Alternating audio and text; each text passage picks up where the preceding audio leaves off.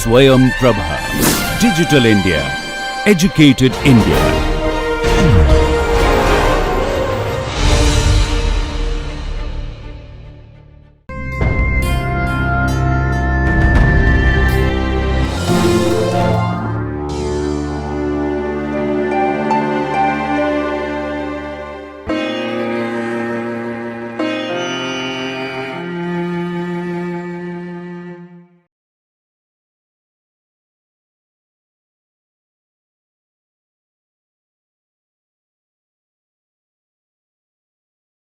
This session is on the molecular mechanisms of what are called renal tubular acidosis.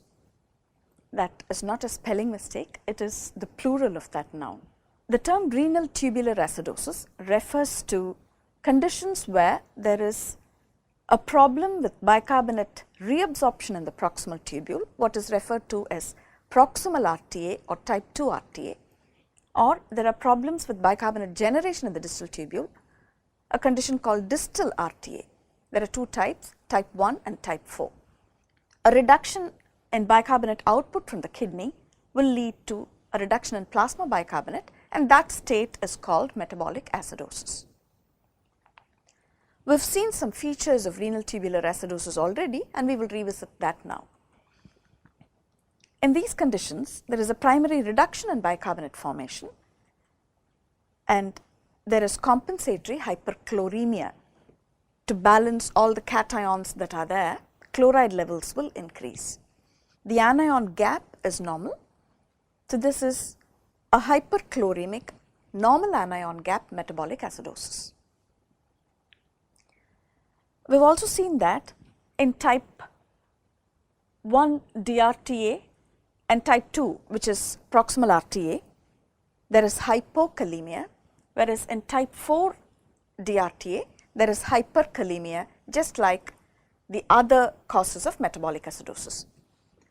PRTA and type 1 DRTA are different from all other types of metabolic acidosis in that they have a low potassium. We will see why. In fact, why there is hypokalemia in proximal RTA, we will reserve that question for later. We won't consider that in this session. So, all these other causes of metabolic acidosis are similar in that potassium is high and urine pH is acidic as in normal individuals, whereas only in these two types potassium is low. Not only that, urine can be alkaline. So, in these two conditions there is an acidosis. So, while blood is acidic, urine is alkaline. Let us see why in all other cases of metabolic acidosis except PRTA and type 1 DRTA, there should be hyperkalemia. In all other types of metabolic acidosis except PRTA and DRTA, there is hyperkalemia. And why may that occur? Whenever there is acidosis, at the level of every cell, there is exchange of protons with potassium. Some protons will translocate into the cell so as to keep the plasma pH normal or extracellular fluid pH normal, and the cells will buffer the extra protons. The cellular proteins can bind the extra protons just like hemoglobin buffers protons within red blood cells. So, when protons translocate into the cell to maintain electroneutrality, some cation must move out, and what better cation than the predominant cation within the cell, which is potassium. Now, the transporters involved in these movements are different. So, because potassium can come out of the cell in acidotic states, there can be hyperkalemia. There is also another reason why hyperkalemia may occur in all other types of metabolic acidosis. In those conditions, when protons build up in blood, the proton pumps would be working maximally to extrude the protons so as to generate enough bicarbonate to maintain pH in blood. We have already seen that protons and potassium compete for extrusion, compete for the luminal electronegativity for the extrusion. When protons are extruded in large quantities, there may be impairment of potassium extrusion. Potassium may build up in blood and that is one other cause of hyperkalemia in metabolic acidosis. However, these two types, type 1 and type 2 renal tubular acidosis, are exceptions to the rule in that they have acidosis and hypokalemia. And why may that be? We will consider the mechanism of hypokalemia in these two conditions as we go. Let us discuss the molecular mechanisms that may lead to proximal renal tubular acidosis. The proteins in the proximal tubular cell that are involved in bicarbonate reabsorption are carbonic anhydrase, the enzyme which is responsible for forming bicarbonate within the cell, the sodium bicarbonate cotransporter which extrudes the bicarbonate. We have already seen in the lecture on transporters on the membrane that the sodium bicarbonate cotransporter is a secondary active transporter, and bicarbonate transport drives active transport of sodium. So, this transporter is different from all other types of sodium dependent cotransporters. In all the others like sodium phosphate, sodium amino acid transport, etc., sodium gradient drives the transport of the other substance, whereas in this one bicarbonate gradient drives active extrusion of sodium. So, that is the second protein that is important for bicarbonate output into plasma. A third one is the sodium hydrogen exchanger on the luminal border, which extrudes the protons which are formed during the reaction, and that is important because unless you remove the products of this reaction, the reaction cannot go on indefinitely. The protons that are extruded into the lumen bind to the bicarbonate that is filtered at the glomerulus with the help of a carbonic anhydrase enzyme which is on the luminal border of this proximal tubular cell, and that catalyzes the reverse reaction wherein carbon dioxide will be formed, and this bicarbonate will be removed from the tubular fluid. We can think of proximal renal tubular acidosis as a condition which arises due to a problem with any one of these three proteins. Let us take the case of carbonic anhydrase first. A good example is acetazolamide therapy. Acetazolamide is an inhibitor of carbonic anhydrase. It is used in therapeutics as a diuretic and sometimes as a respiratory stimulant. When acetazolamide inhibits the carbonic anhydrase enzyme, enough bicarbonate cannot be formed, and that can lead to metabolic acidosis. Let us consider the features of this metabolic acidosis. Of course, bicarbonate is low.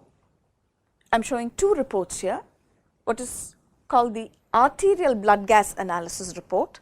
This is indeed a lung function test to assess if the lungs have functioned normally so that the carbon dioxide and oxygen in arterial blood are within normal limits. A sample of blood is taken from a peripheral artery and the blood gases are analyzed. That is why it is called an arterial blood gas report. That report also gives bicarbonate and serum pH. Arterial pH. So, bicarbonate will be low. A serum electrolyte report is done in venous blood. That also gives bicarbonate. So, bicarbonate will be low in this condition because bicarbonate reabsorption is reduced. Serum pH is naturally low, that is why it is an acidosis. And because bicarbonate is low, if the lungs are normal, they will try and compensate and minimize the decrease in serum pH due to the reduction in bicarbonate by decreasing carbon dioxide as well. There will be hyperventilation to blow off excess carbon dioxide. Therefore, carbon dioxide concentration in arterial blood will be lower than normal. That is a compensatory mechanism, what we called respiratory compensation in an earlier lecture. Let us look at the electrolytes. We have already seen that this is a hyperchloremic acidosis, anion gap will be normal. What about potassium? We have seen that in all other cases of metabolic acidosis, while there is hyperkalemia, in PRTA, serum potassium is actually lower. We will see why serum potassium has to be low in this condition in the next session on metabolic alkalosis, because it appears to me that the mechanism of hypokalemia in PRTA is similar to what happens in metabolic alkalosis. Another important test is urine pH. We have seen that urine will be alkaline in only these two conditions, PRTA and type 1 DRTA. And why should urine be alkaline? Because this reaction is impeded. Not only is there inhibition of bicarbonate export to plasma, but less protons are extruded into the tubular fluid, and therefore all the bicarbonate which was filtered is not converted to carbon dioxide. The bicarbonate escapes in urine, and that is why there is bicarbonaturia, and that is the cause of a relatively alkaline urine. Urine pH can be more than 5.5. The alkalinity of urine in this condition is less severe than what happens in type 1 DRTA. Nevertheless, urine pH is more than what we see in normal people. Acidosis is normally associated with hyperkalemia and alkalosis with hypokalemia. In PRTA, acidosis is associated with hypokalemia, and the mechanism, it appears to me, is similar to what happens in alkalosis, and therefore we will consider the mechanism of hypokalemia in PRTA when we consider metabolic alkalosis. A second state in which bicarbonate reabsorption in the proximal tubule may be affected is hyperparathyroidism. Parathyroid hormone can inhibit the sodium hydrogen exchanger in the luminal border, which is responsible for extrusion of protons. Now, why should parathormone inhibit the sodium hydrogen exchanger? A better known function of parathormone in the proximal tubule is inhibition of the sodium phosphate cotransporter, thereby inducing phosphaturia. And why should it induce phosphaturia? Because the primary role of parathormone is to defend the levels of ionized calcium in blood. Ionized calcium is important to maintain neuromuscular excitability, and when those levels decrease, there can be enhanced neuromuscular excitability leading to skeletal muscle spasms. A condition called carpopedal spasm typically comes up when calcium levels in blood drop, ionized calcium levels, not total calcium. So parathormone has the job of defending ionized calcium, and it does that by multiple mechanisms. By promoting absorption of calcium from the intestine through vitamin D, by promoting reabsorption of calcium in the distal tubule through vitamin D as well, then by bone resorption, it removes minerals from the bone, calcium phosphate, and that's one source of calcium coming into blood with the aid of parathormone. When calcium phosphate is mobilized, the phosphate coming out must be extruded, and that is why parathormone inhibits sodium phosphate cotransporters here, producing phosphaturia. That is understandable, but why should parathormone inhibit the sodium hydrogen exchanger? Again, that is in the defense of ionized calcium in blood. Calcium in blood exists in two states, an ionized form in equilibrium with a form that is bound to albumin. It is the ionized calcium that is responsible for neuromuscular excitability, and alkalotic states can promote calcium to move into the bound state, and that will lead to a reduction in ionized calcium, and that is something that parathormone will not allow, and therefore it inhibits formation of alkali in the proximal tubule. The features of proximal renal tubular acidosis due to hyperparathyroidism are very similar to what happens in acetazolamide therapy. Why the hypokalemia? We'll reserve the question for later. A third cause, that's the only transporter left now. A popularly known cause of proximal renal tubular acidosis is what is referred to as Fanconi Syndrome. Now, this is not a pathology with a single mechanism. a number of proteins in the proximal tubule may be affected, but ultimately we can think that what is affected is sodium bicarbonate co-transport in the basolateral border. Though it can be very simplistic thinking, considering the pathology of Fanconi syndrome as a reduced sodium bicarbonate co-transport in the proximal tubule can help us understand the features better. Now, Fanconi syndrome can be a familial condition, but that per se is rare. But there are any number of drugs which can produce a syndrome similar to that genetic disorder. And there are autoimmune disorders like Sjogren's syndrome, etc., which can also induce proximal renal tubular acidosis. So, it is a multifactorial entity. However, in all of these, it may not be wrong to think that the transport process ultimately affected is the sodium bicarbonate co-transport in the basolateral border of the proximal tubular cell. This transporter, along with the sodium potassium pump, is important for maintaining sodium levels within the cell low so that the other sodium dependent co-transporters can function normally, where the sodium gradient will help pull in the other substance. Because the sodium bicarbonate co-transporter is affected, all these sodium gradient dependent transport processes will also be affected, and therefore, in addition to all the other features of PRTA that we saw with acetazolamide therapy or hyperparathyroidism, an important feature of this type of PRTA is aminoaciduria and glycosuria, where because these transporters are also affected, glucose and amino acids appear in urine. So, there is not only a bicarbonaturia, there is aminoaciduria and glycosuria as well. Remember that these three substances are the ones which are almost fully absorbed in the proximal tubule and do not appear in urine, whereas in the type of PRTA which is referred to as Fanconi syndrome, all these three substances will appear in urine.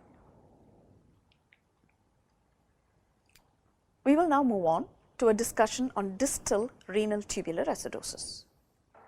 The three mechanisms crucial for bicarbonate generation in the distal tubule are the proton pump, the urinary buffer phosphate, and sodium reabsorption through the epithelial sodium channel, which will leave the lumen electronegative.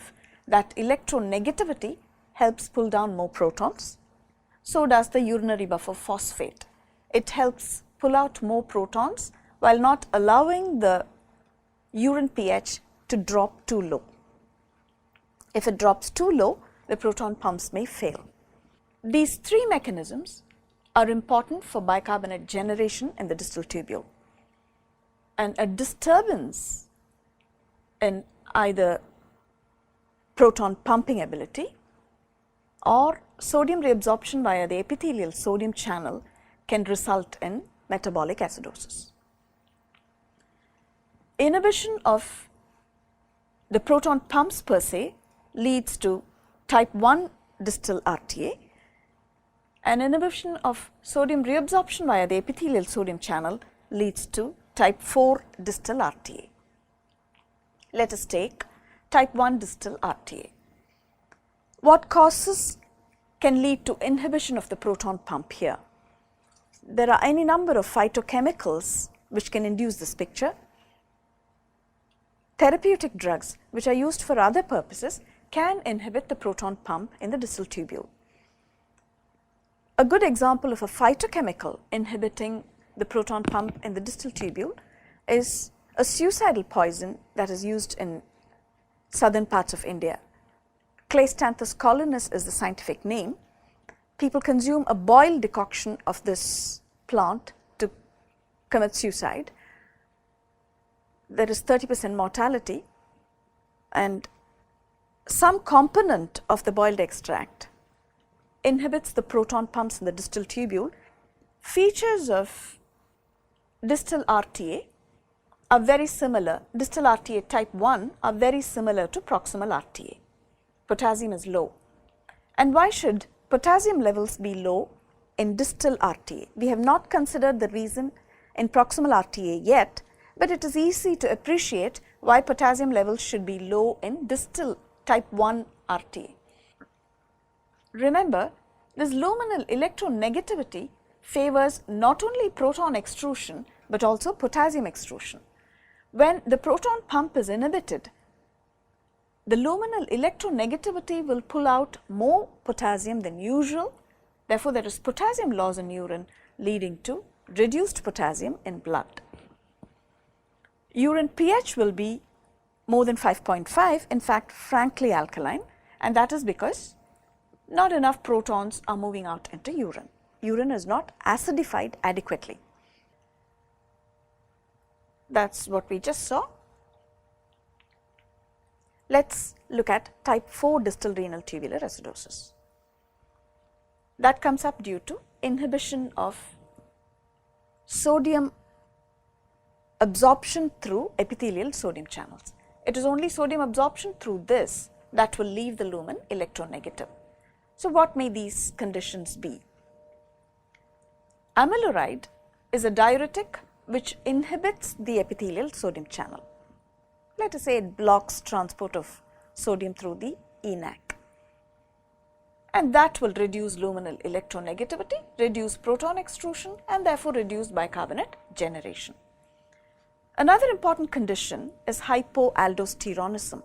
Aldosterone enhances ENaC activity by incorporating more epithelial sodium channels in the membrane of the distal tubular cell, and in hypoaldosteronism there is reduced ENaC activity and therefore reduced luminal electronegativity.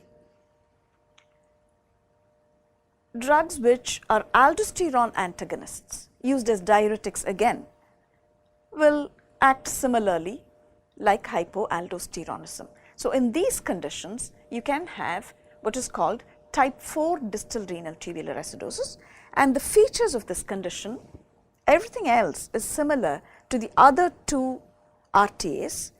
However, potassium in this condition is high just like in all other cases of metabolic acidosis. And why is that? The luminal electronegativity is important not only for proton extrusion but also for potassium extrusion. And if that electronegativity is less, not only is proton extrusion affected, which is why you have less bicarbonate and therefore the metabolic acidosis, potassium extrusion is also affected. Potassium builds up in blood, and that is why the hyperkalemia. When luminal electronegativity is low in type 4 distal RTA, both potassium and proton extrusion are affected, leading to metabolic acidosis coexisting with hyperkalemia, as is the case in every other type of acidosis. This is a summary of the causes of type 4 distal RTA. Let us look at differential features of these acidosis. From the lab reports, what can we understand? In all types of metabolic acidosis, serum bicarbonate is low. As a compensatory mechanism, PCO2 is lower than normal. Serum pH is, however, lower in spite of the compensation, and that is what gives us the picture of metabolic acidosis. In these two conditions of high gap acidosis, the really metabolic conditions, that is diabetic ketoacidosis, lactic acidosis, etc., and in renal failure, the anion gap is high. It is best not to comment on chloride levels here, because we have seen that it can be low, normal, or even high sometimes. Whereas in all these other types of acidosis, the renal causes, GIT causes, and chloride loading, anion gap is normal and there is hyperchloremia. This is what we refer to as normal gap or hyperchloremic acidosis, and these two are high gap acidosis. If we look at the urine pH and serum potassium, they are different in these two conditions alone, DRTA type 1 and proximal RTA, which is type 2, urine can be alkaline, relatively alkaline. Normal urine pH is less than 5, and in these two conditions alone, urine pH can be higher than normal. It can be frankly alkaline in type 1 DRTA.